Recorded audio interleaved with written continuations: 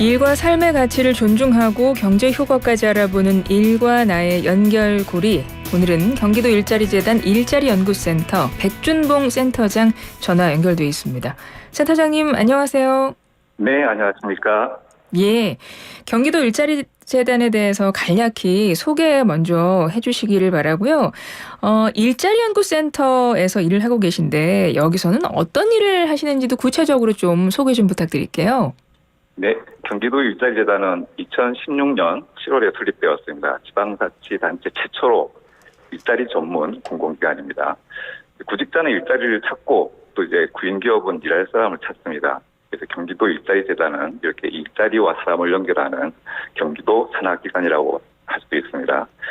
구체적으로 말씀드리면 경기도 일자리재단은 이제 부천, 용인, 의정부, 하성에 4개 사업본부가 있습니다.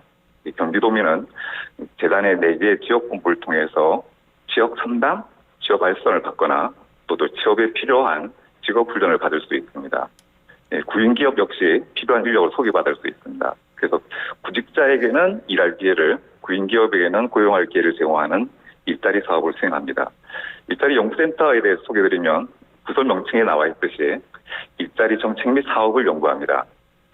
구체적으로 이제 연구의 출발점은 데이터 분석이라고 할 수 있는데 경기도 고용 데이터 분석 및 제공을 합니다.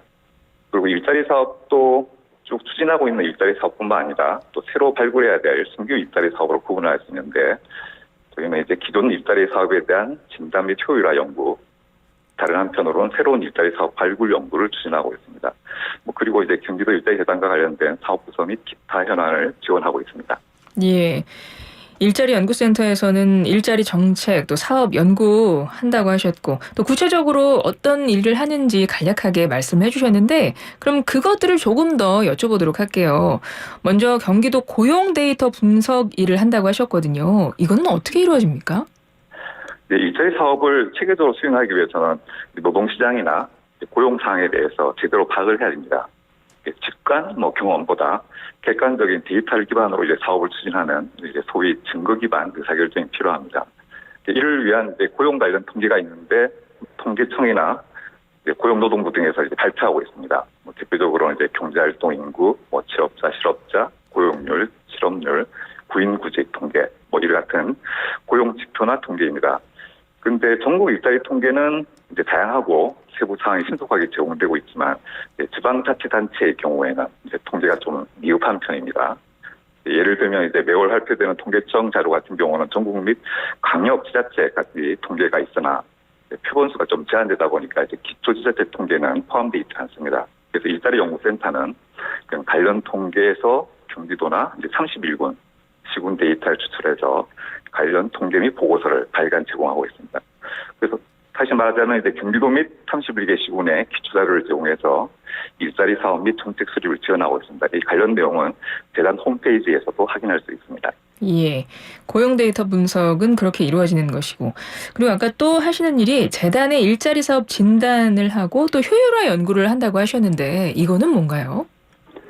네, 일자리 사업 진단 및 효율화 연구는 한마디로 이야기하자면 그 전에 추진되었던 일자리 사업을 평가하는 겁니다. 일종의 성과관리라고 할 수가 있죠.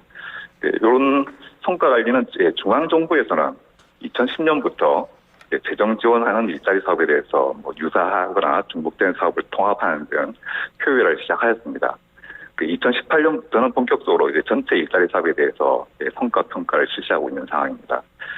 지방자치단체도 일자리 사업이 이제 중앙정부치 않게 많기 때문에 이제 체계적인 평가가 필요한데 그런 차원에서 일자리연구센터는 2020년부터 재단의 성과 평가를 위한 이제 기초 연구를 시작하고 현재까지 주요 일자리 사업을 평가하고 있습니다.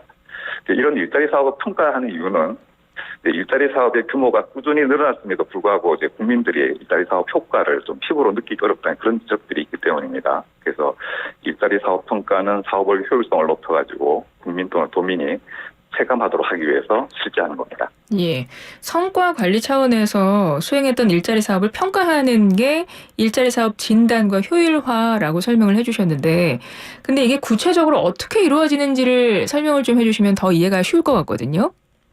네, 일자리 사업 진단 및 효율화는 크게 3단계로 진행된다고 말씀드릴 수 있겠습니다.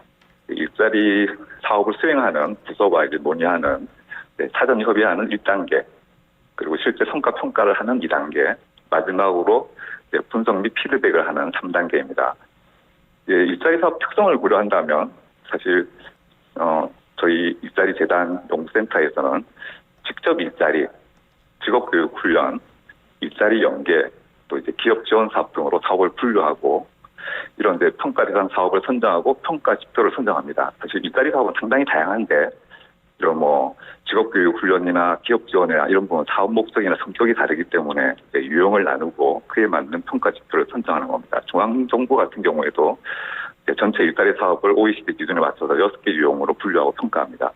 그래서 이런 첫 번째 일자리 사업에 대한 사전 협의가 있다면 다음 단계로 취업률이나 참여자 만족도, 또 예산 집행 이런 성과 지표를 수집해서 현장 모니터링도 하고 이걸 통해서 일자리 사업을 다각적으로 평가합니다.